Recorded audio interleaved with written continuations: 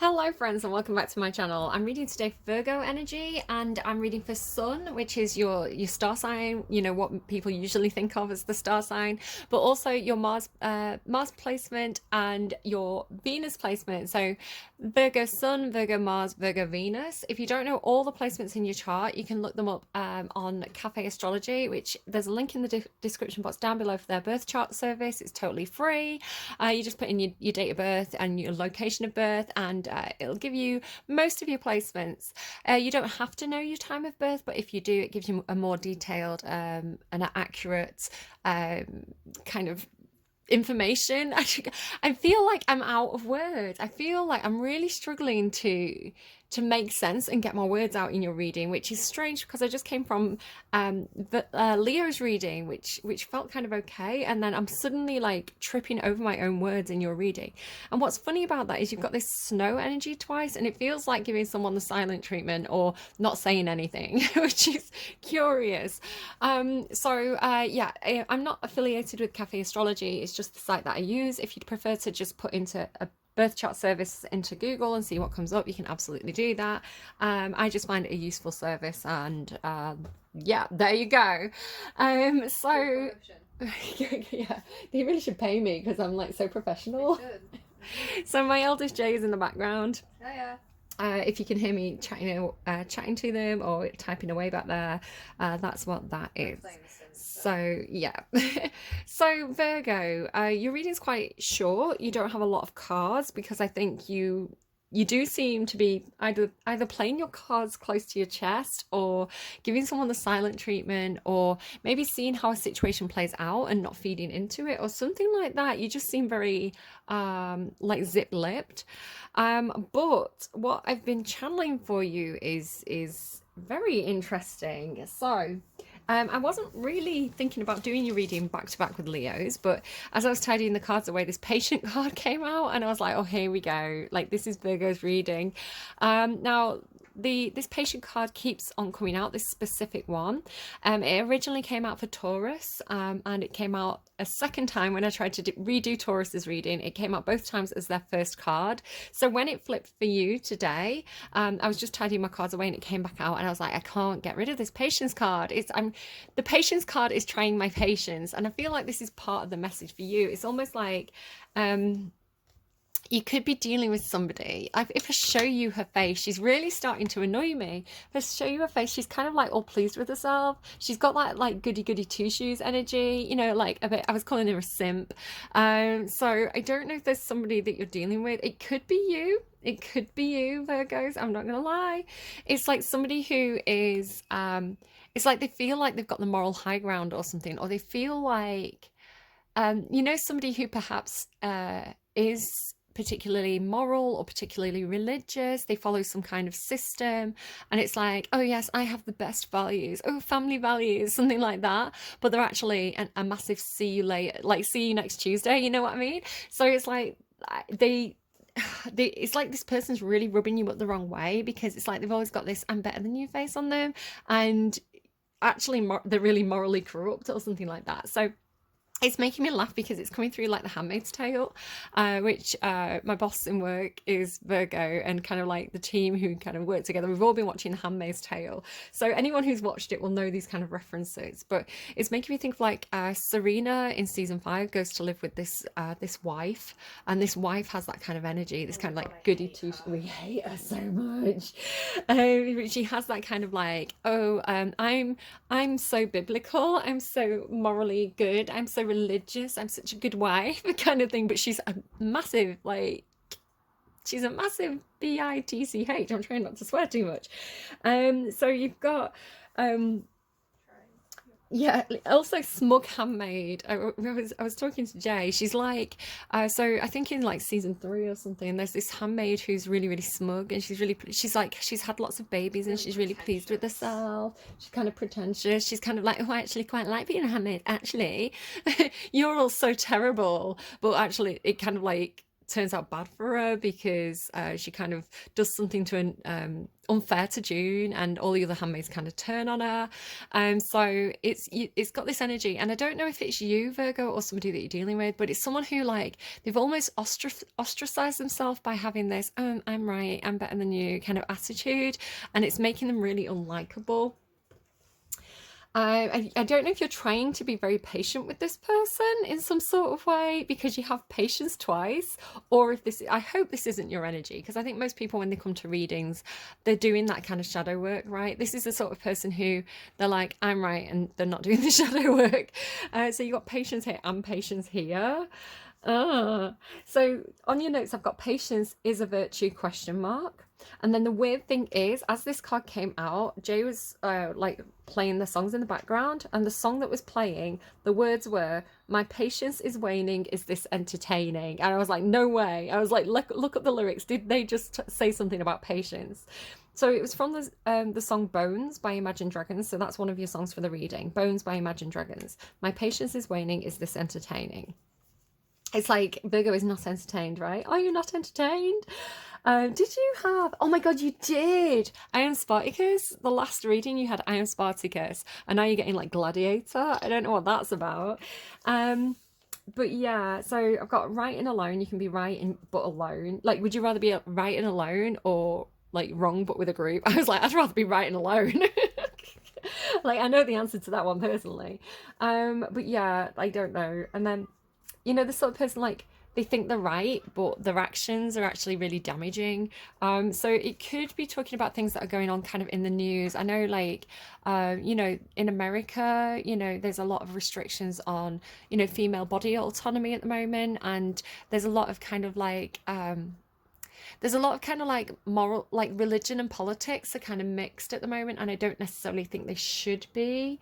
So, you know, like, I think places like Texas, they're revoking a lot of the, you know, contraceptive laws and things like this.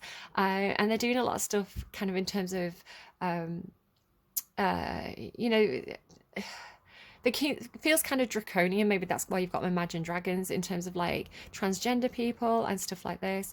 I was just listening this morning. We were in the car and Prince came on, and obviously Prince was really famous in the 80s, and he's so androgynous, and like people like David Bowie as well. And it's like, you know, you know, are people like really just cottoning on now to the fact that, you know, people, you know, there's more than two genders kind of thing. It's like, did they not listen to music in the 80s? No, is this like a new thing? Like, and I think a lot of it is like people getting stirred up by social media, stirred up by politicians, stirred up by religious fanatics, you know, and it's like, just leave people alone. If they're not hurting anyone, just let people do what they want to do. So there's stuff going through about, obviously, again, in Handmaid's Tale, you know, the people who were kind of subjugated or seen as evil or corrupt or immoral, you know, were turned into handmaids, or, you know, in some cases killed, and this kind of thing. So I don't know if this is something that's worrying you at the moment, you know, that you can see these kind of, you know, people who are very preachy, people who are very family values, and actually they're assholes. I think it came up in a reading the other day. I don't know if it was in the Taurus one that I didn't post, but I don't know if anyone remembers Romeo and Michelle, kind of like the high school girl that was like the popular girl, Chrissy, and she was really bitchy, and she was like pregnant at the end and all smug about it, but actually she was miserable. It's that kind of thing. It's like, you know, don't tell other people how they should be living their lives. That's very tappy tappy. I know, I'm sorry, I'm doing commands. Could you tap gently? Perhaps. Thank you. So yeah, it's coming through as well with a selective morality. So people who are like very, very fixated on one aspect of perhaps the Bible or scripture, or you know, a specific value, and it's like, because they exhibit that value, it makes them feel morally superior. Maybe it's something to do with like mother superior. I feel like I'm trying to say mother superior because I actually have weed numbs written down, which I'm going to come back to. But yeah, it's like, you know, but actually they're kind of like, maybe they're horrible to the children, or maybe they the husband's cheating on them, or maybe they're cheating. It's kind of like, you know, picking and choosing in terms of morality. So it's a very icky reading for me. I don't like this energy. But yeah, I wrote down weed nuns. So this morning, a video popped up on my feed, and it was an actress that I can never. She's got an interesting name, but I can never remember her name. And she was smoking weed with these nuns, and these nuns were the weed nuns, and they had a business selling weed. So again, it's kind of like you know. Selective morality is the way it's coming through. Um, so I've got freedom underlined twice: expression, freedom of expression, freedom of religion, freedom of choice, freedom of bodily autonomy, and all these rules that are worth protecting, right? It's like you may not agree, but you need to let, it's like bygones be bygones or something. You need to let people make their own choices in terms of like what they want to do with their bodies, how they want to present, what they rules they choose to follow, as long as they're not doing anything that's kind of like very, very destructive to anyone else. And this is where the ambiguity comes in, because there's a difference between, it's kind of like there's nothing, that Hamlet quote, there's nothing good or bad, but thinking makes it so. There are certain things that most people could agree on are awful and terrible and shouldn't be done to another human being, or but there's a lot of stuff where it's like, do you know what, if that person's just having fun and they're just expressing themselves, then if you don't like it, turn off your social media, block them, look the other way, go to a different bar. I don't see why it's an issue. And it's like your moral high ground is actually annoying me. I'm offended by you being so judgy, actually. So, it's that kind of thing. So I don't know, like, what you're coming to the reading with. I think maybe you do need to self-evaluate a little bit here. Maybe you do need to say, why am I getting so annoyed about something? If this is you, it's like, why am I getting so annoyed about something? Is it really impacting my life on a day-to-day level? Or is this a fear that's being provoked by the media and by social media and, politicians and, people who want to control me by distracting me with some kind of thing?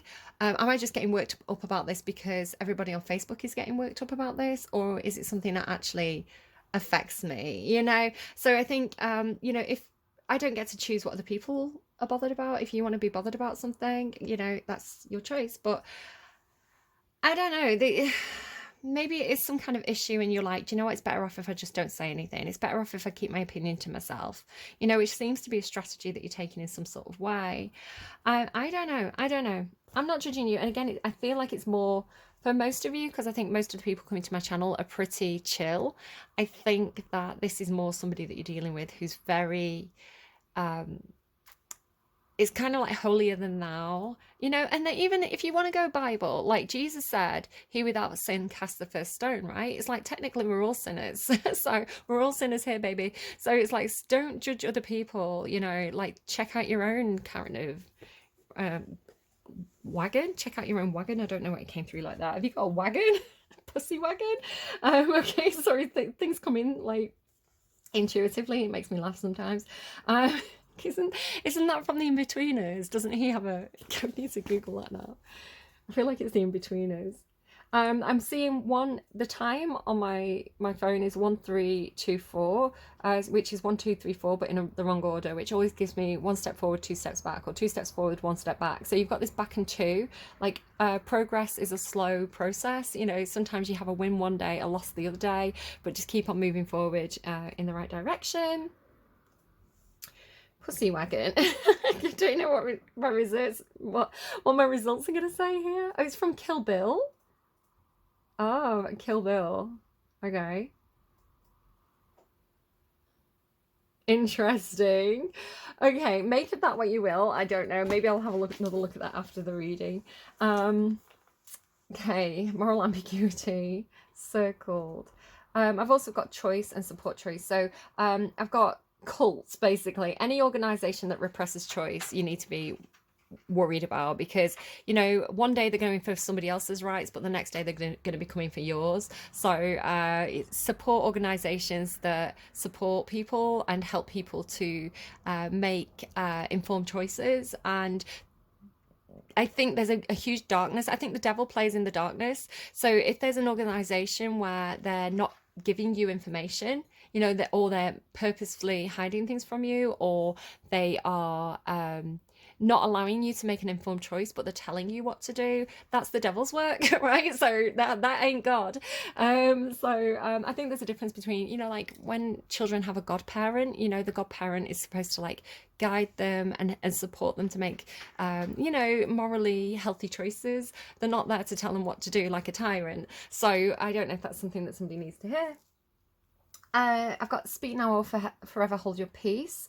This came out with the Many Masks card, which didn't actually come out, but it flashed out at me. So I'm getting there's a chameleon around you, somebody who has chameleon energy. Now, it could be you, again, because chameleon energy I associate normally with Gemini, but it's Mercury energy, and you're also ruled by Mercury. So it's this shifting, changing. So you could have someone they keep changing their opinion, or they keep shifting the goalposts, or they keep, you know, maybe they are a little bit what's that word, you know, when you say one thing but then you act a different way, you know, it's like, oh, you're not allowed to wear low cut tops, and so like it's like say there's a boss in the workplace and the boss is like, you can't wear low cut tops, but then they come in the next day in a low cut top, but everybody else has to be covered up. Was it hypocrite? It's like hypocrite energy. So you've got all this patience energy and this breathe, which is coming out like a strategy. It's like you're trying to be patient, you're trying to breathe, you're trying to take the moral high ground, you're trying to be the better person in this situation. But the song I heard, which is interesting when I show you the underlying, the song I heard is If You're Mad, Get Mad, which is the favourite song of a Virgo that I know. So if you're mad, get mad. I'll stand by you, right? So, you know, we all get mad. We all get mad, and being angry is yeah, like that righteous anger, I want to say, is actually, it can be destructive, but it can also be a conduit of change, right? It's like if you're angry, you're allowed to say that you're angry. If you disagree with something, you're allowed to say that you disagree with something. That is freedom of expression. That is a human right, right? You don't have to pretend that you're okay with everything all the time. This is kind of like, I don't know if some of you are Libra cusp. You're allowed to rock the boat. This is what Libra's been going through. It's like Libra's always that peacekeeper, and the last few readings they're like woof. Like Libra is like, do you know what, you keep all rocking the boat, I'm going to tip the whole damn thing over and then you'll learn. It's like Libra got mad, but you seem to be like, I want to say in the same boat. You seem to be getting a very similar message. It's like you keep trying to be patient, you keep trying to breathe, be patient, have the attitude of gratitude, go with the flow, but you seem like you're annoyed, right? So you underlying here is the lion and fire. Like that's like Queen of Wands, King of Wands energy. Like if the King of Wands and Queen of Wands are mad, they're going to be like, they're not going to lose the temper, right? They're not going to be like, they're not going to be out of control, but the King and Queen of Wands are like, they're gonna let you know if they're not happy with you. You know, they've got control over that fire. So yeah, probably Queen of Wands. So you've probably got maybe a Sagittarius placement, could be Leo placement with the lion, but yeah, it's you're going to be telling me fire aspect. What's that? Minecraft. It's an enchantment. An enchantment on Minecraft fire aspect, so that could be something for somebody. So I don't know, if you're mad, get mad, I want to say.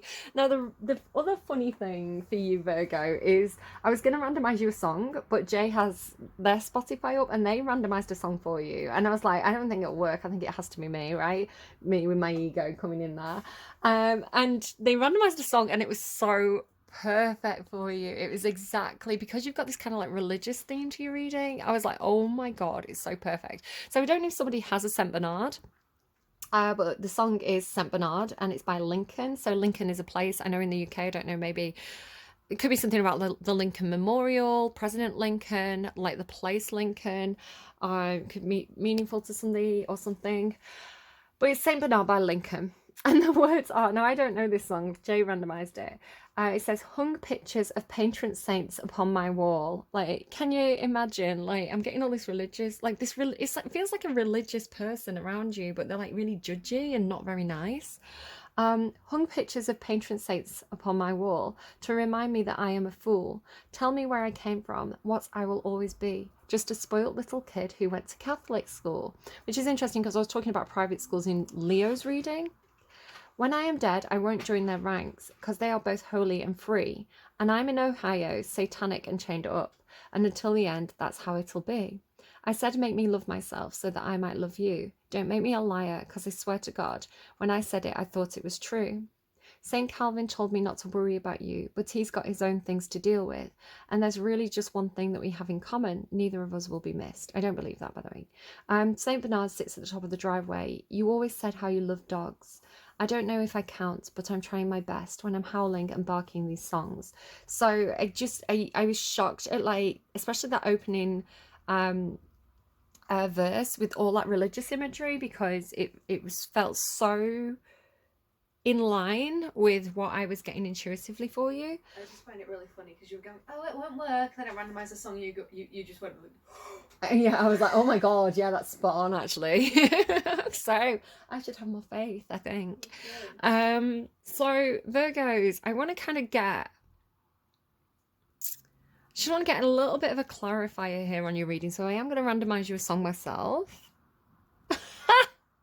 It's a song as well that I know, like, one of my Virgo friends really likes. I'm gonna swear warning. It's called Hatefuck by Cruel Youth. She's great. She's got a voice. She sounds, if you don't know her, she sounds a little bit like Amy Winehouse. She's got this really kind of like cool voice. She says, I should have left you the moment I saw that stupid smile. I'm deluded to stay, dress pulled up to my waist, but you had me at goodbye. We've got nothing in common except all our problems and pain. I hate all your friends and the knife that you twist when you say that you always win. I hate you every time I fuck you, but I close that door because I'm young and insecure. I loved you. What am I supposed to do? It's all we're good for. While we're young and insecure.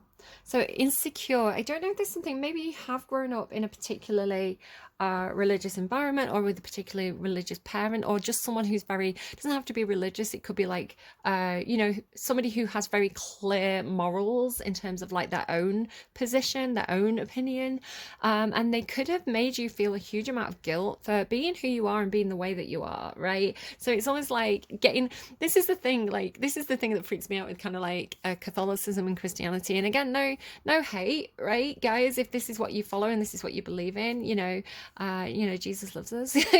I agree. But the idea of like we're all sinners, so like that newborn baby, like the idea that newborn baby needs to be christened is like, how could that baby possibly have sinned yet? How can any child possibly have sinned yet? It's like, I don't know, it's such a weird concept to me. Like you're it's like guilty till you're proven innocent kind of thing, but you can't be proven innocent because I don't know, it's such a strange concept to kind of like raise your children in, like you're a sinner, like you're morally corrupt. It's like, why not be like, you're awesome, be a good person? I don't know. I don't know. There's a lot to, again, I grew up in a society that was quite Catholic. I was taught a lot of the stories in school, and I think there is a lot of good in them. I think there is a lot of good to religion. There's a lot of comfort there. But it doesn't suit everybody, and not every single aspect should be followed to the letter.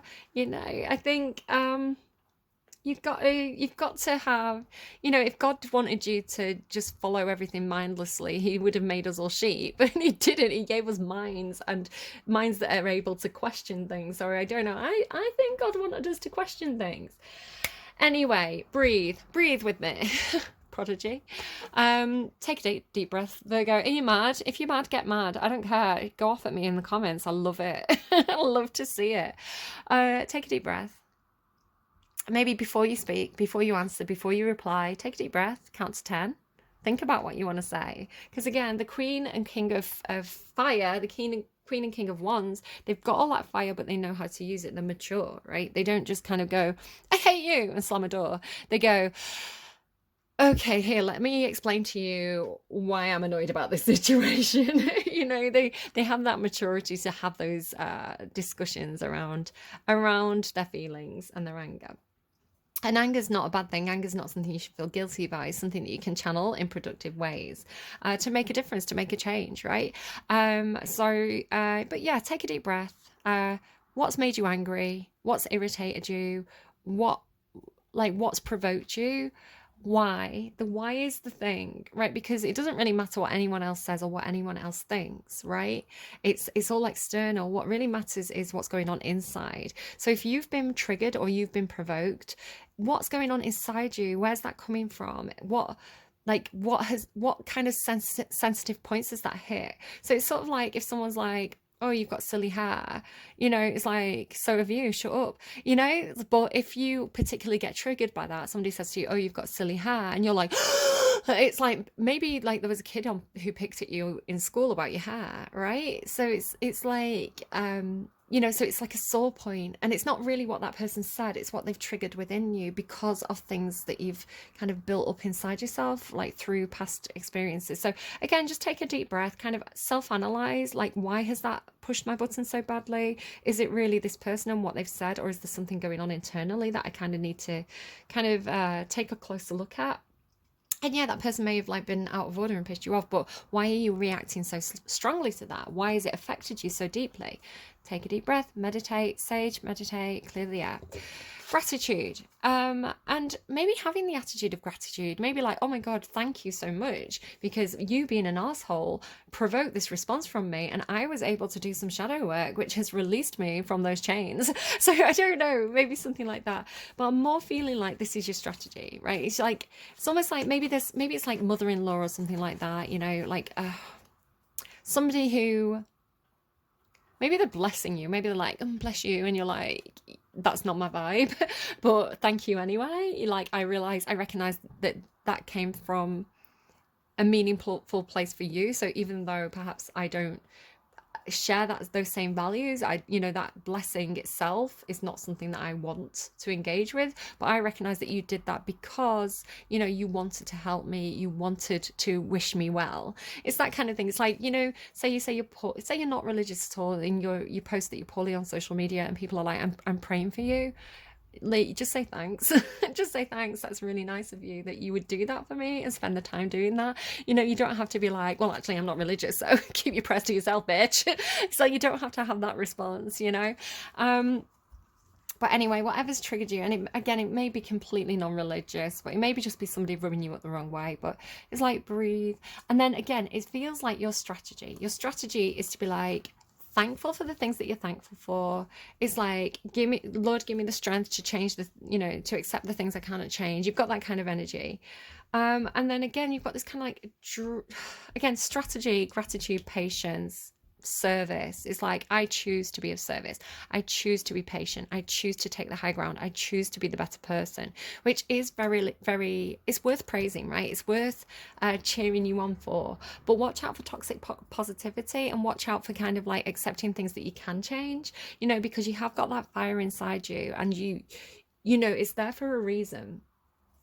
You don't have to be calm and patient and virginal. You don't have to be the fucking Virgin Mary all the time, like every day of the week, Virgos, right? You've got other placements going on in that chart. You're allowed to shout if you're mad, okay? Like, fine, apologize afterwards, say, I'm sorry I shouted, but you don't have to apologize for the thing that annoyed you. You can be like, no, I was annoyed about that, maybe I'm angry about my choice of words, maybe I'm not angry, maybe I'll apologize for my choice of words, but the thing that made me angry, I'm still upset about that. So I'm sorry I went off I blew off some steam at you. I'm sorry about how I handled it, but you're still really pissing me off with that behavior. It can be both. Anyway, to the sea. So breathe into the sea. You have this feeling very much like it's kind of like Gemini and Cancer. I don't know if you've got those placements in your chart, but Gemini had this reading about like not moving, but the universe kind of like moving you along anyway. It was kind of like almost like meditating inside a car, right? So it's like somebody's driving you to a different you're right. Even though you're not physically moving, even though you're in this stillness and rest and meditation, it's like the universe is moving you. Like, things are changing around you, and life is changing around you, even if you feel like you're sitting still. And then Cancer had this whole reading about so it's the hay fever season here. Cancer had this whole reading about just meditating about, if you need time to sleep, sleep. If you need time to rest, rest. If you need time alone, take that time alone. Put a do not disturb sign on your door. It's like, if that's what you need. So again, you have a similar message of like, when you're resting, when you're meditating, there is still movement around you, something like that. And then to the sea, it's almost like let it go, let it flow. So I feel like maybe you are doing a lot of spirituality, but as you get moved along by spirit, you know, perhaps even without realizing. I remember being on a lilo with my best friend in Greece when I was a teenager, and we were kind of like bobbing around on this big. It was like a big giant Nessie. And we didn't realize, but the current had swept us out quite far away. It was like it had taken us along the beach, so we were no longer directly in front of kind of the grown-ups. And because we weren't grown-ups, we were teenagers, we were idiots, and we'd been pushed out, so we had to paddle back, and it took ages. It must have taken about 20-30 minutes to paddle back to shore because we've been swept out so far. And I remember looking down into the water, and there were sharks, like only quite small ones, but they were definitely sharks. And we were like, I think we're in trouble. So again, you have this feeling of kind of like being swept in an unexpected direction, and then you hit this fork in the road. Now this is a really funny card to come out for me this week, because again, I was kind of out. So it's got a double meaning. So yes, you may be hitting a fork in the road, right? Yes, you may be hitting a choice point, like spirit's moving you towards a choice point. But I want to say the double meaning of this card is, when I was out, we were kind of all waiting to get into the venue, and I looked down, I kind of like stepped off into the road because kind of a bit of the road was kind of cordoned off, and I stepped down from the curb and looked down, and there was a literal fork in the road, and I was like, haha, punny. So I was kind of like saying to a couple of people around me, I was like, look, there's a fork in the road, and they were just kind of like rolling their eyes at me. And I kind of looked around the crowd, and there was a couple of lads who I know have that kind of same sense of humor of like, they like a good pun. They're actually the king of puns, actually. I'm not very good at puns, but I appreciate them. And so I looked at them and I was like, come over here, there's a fork in the road. One of the lads was like spat laughed. So it's like, and so this card to me this week is talking about finding the people who have either like a shared sense of humor, like the same values of you. It's like, find your tribe, right? It's like, don't try and impress people that, you know, you don't share the same beliefs with, you don't share the same values with, you don't have a same sense of humor. It's like, don't, again, with that chameleon many masks energy, it's like, stop trying to please everybody, Virgo. I don't know why you've turned into Libra. Libra's turned into like Scorpio. It's like all the signs have shifted, but it's like, you don't have to please, you don't have to be such a people pleaser, right? If you're trying to put on a smiley face, right? It's like, if you're trying to kind of like fit in with some group and be all like, yes, I'm holier than thou, because they're all holier than thou, well, on the inside you're like, fork in the road. It's like, just, I don't know, just go and find the weirdos who share your sense of humor. There's like this owl here, there's this like, it's a llama that's trying to pretend it's a deer, and you know what, if that llama wants to pretend it's a deer, like, he can go ahead and do that, or she, he, they can be whatever they want to be, right, if it makes them happy. And there's this like little monkey up here as well. So yeah, it's like yeah, it's just saying, if you have a choice, if you find yourself in a choice point, right? If you find yourself, maybe it's to do with voting, right? If you find yourself at a fork in the road, at a choice point, choose what aligns with you, right? Choose the groups that share those same values, that have that same moral compass. They were showing me a compass. I didn't write it down in my notes, but yeah. So and then Five of Cups is, it's grief, it's disappointment, it's crying over spilt milk. Maybe, you know, you made a bad choice at some point. Maybe you chose the wrong road, and you kind of, you're missing out now on what you know, the road you could have taken with other people. But there's something going on here about, it's like repurposing things, or like trash to treasure or something, because like this boat is like a little piece of paper that's folded up, and then like here it's like, you know, they've kind of made use of what they have, and here it's like, even though these cups are empty and smashed, it's like these little fireflies are making them the home. And it's making me think of like, I've got a robin out in my back garden now, and it's kind of put its nest inside. It's kind of like it's like a really cheap set of shelves, like garden shelves. It's like a toolbox shelf effort. It's like perspex and bubble wrap. I think it might be for like growing saplings, like growing seeds. I don't know, it was already in the garden when I bought the house, but it's like trash, right? It's like it needs throwing away, but this robin's made its home in it. And I'm like, how beautiful that that robin has, I see that thing as trash, but that robin sees that thing as safety and protection and home. So just this interesting, again, it's like a difference of opinion or a different way of looking at something. And the Five of Cups is literally, do you see the glass as half empty or do you see the glass as half full?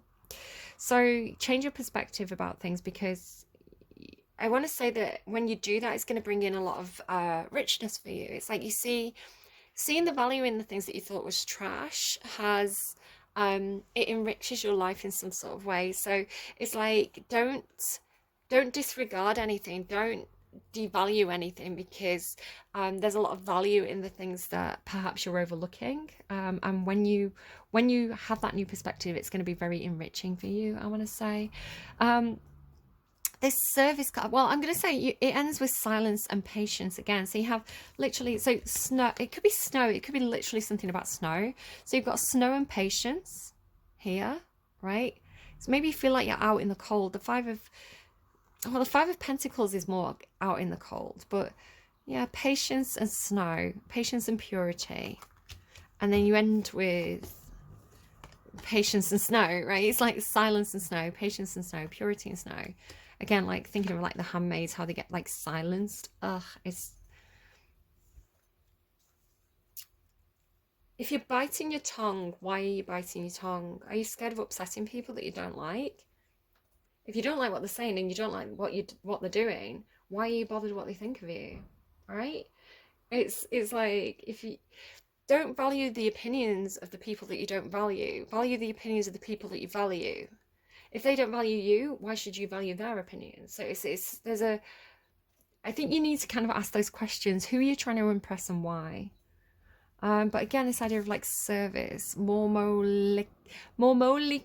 I don't know this card. I didn't read it off camera. I was like, I'm gonna wait until I get to it in the reading, and we'll kind of read it together. But I feel like you had service or something similar in your last reading as well, especially because you had like the I am Spartacus, right? It's like I'm every man.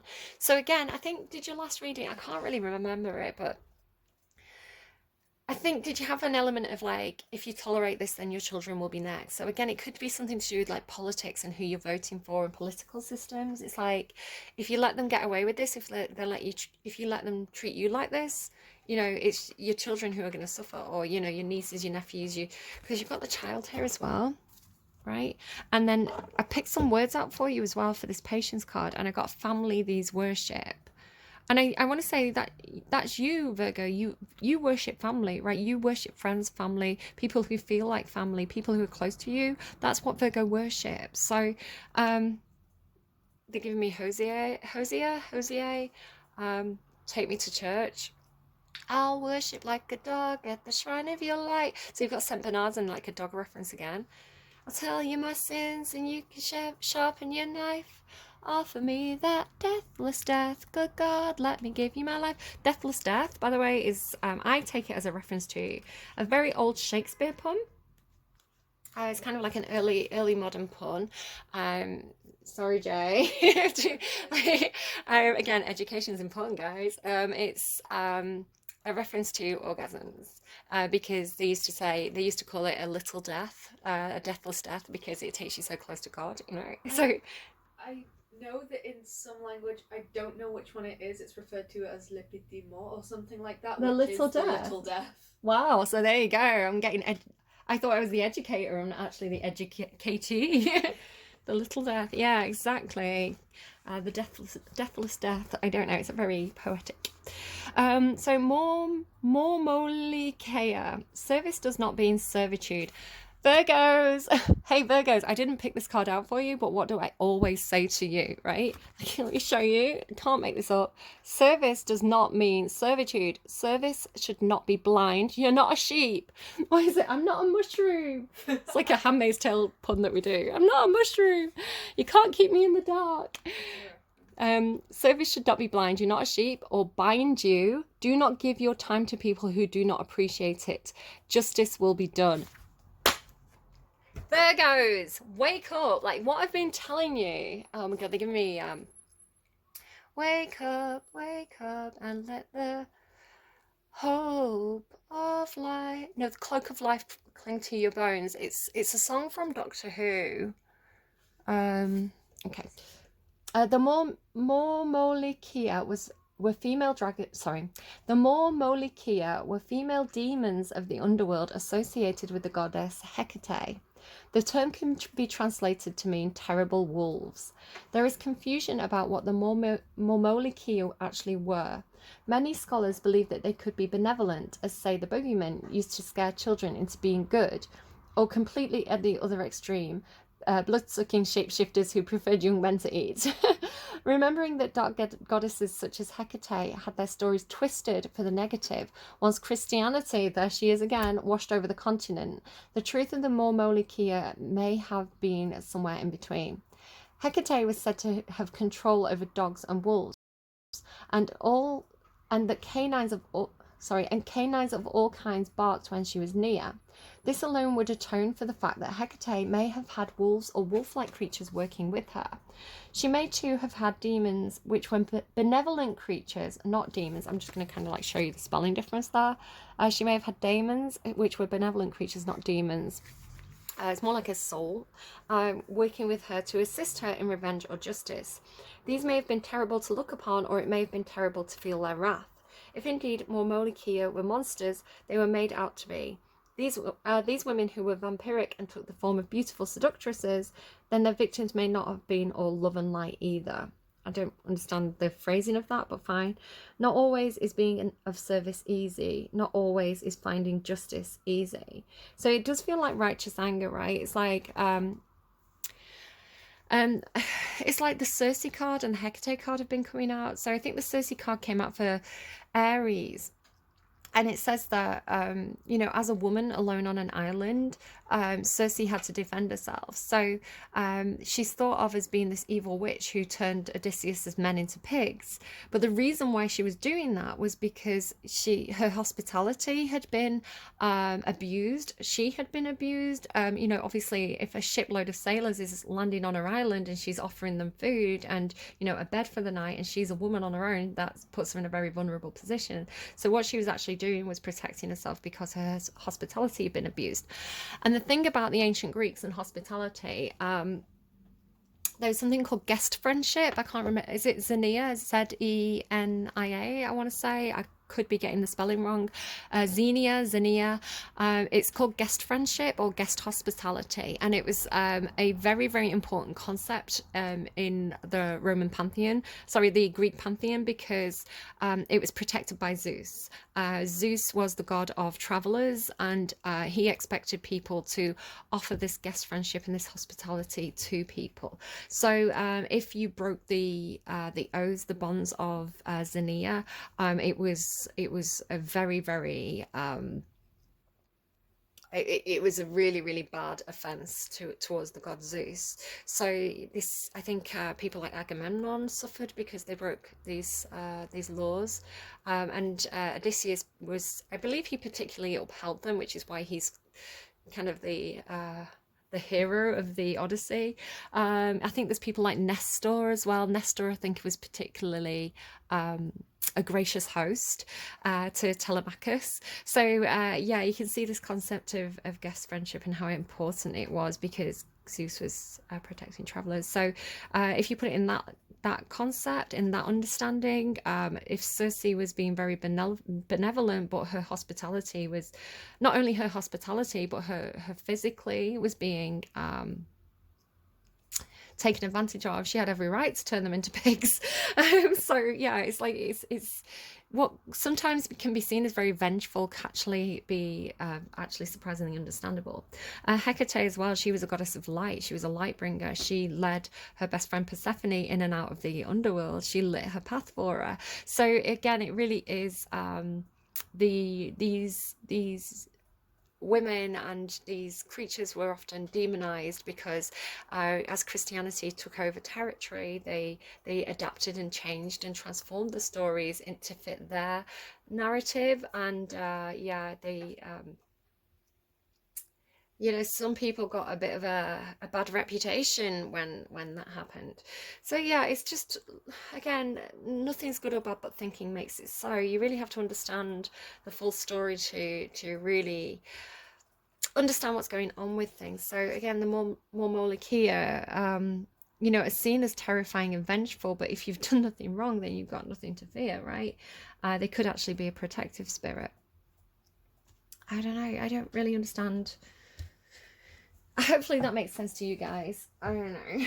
I'm just a card reader. I don't have all the answers. I'm sorry. I'm not God. I'm not all knowing. Um, so you've got Cruel Youth as your song. So let's get you clarity. So what next for Virgo? Can we get like the epiphany, the clarity, the next step? Can we give Virgo a sense of direction, please? Vigilante shit. I was telling Virgo, I was telling Leo's not to go full vigilante mode. And now you've got Vigilante shit by Taylor Swift. You're very sweary. Draw the cat eye sharp enough to kill a man. You did some bad things, but I'm the worst of them. Sometimes I wonder which one will be your last lie. They say looks can kill, and I might try. Don't kill anyone, Virgo. That's definitely overstepping the mark. Don't take justice into your own hands. I don't dress for women. I don't dress for men. Lately, I've been dressing for revenge. I don't start shit, but I can tell you how this ends. Don't get sad, get even. So on the weekends, I don't dress for friends. Lately, I've been dressing for revenge. She needed cold hard proof, so I gave her some. She had the envelope. Where do you think she got it from? Now she gets the kids, gets the house, gets the pride. Picture me, thick as thieves, with your ex-wife. And she looks so pretty, driving in your Benz. Lately, she's been dressing for revenge. Ladies always rise above. Ladies know what people want. Someone sweet and kind and fun. The lady simply had enough. While he was doing lines and crossing all of mine, someone told his white-collar crimes to the FBI. I don't dress for villains or for innocents. I'm on my vigilante shit again. Lately, I've been dressing for revenge. I love it. Virgos. I don't know. Virgos and Libras are teaming up or something. I don't know. But it's like, yeah, I don't know. I'm gonna leave it there. Best of luck. If you can't be good, be careful, and I will see you again soon. I mean, be careful about laws, right? Laws are there for a reason. I want to say, especially laws around kind of like murder, like yeah, that's not the sort of thing you should be taking into your own hands. But if you you see, you've got this like playing the long game. I don't know. I'm not gonna fuck with any Virgos for a while. Virgos, I love you. You take care of me, and I appreciate you. Can we stay friends, please? Right, I'm going. Bye.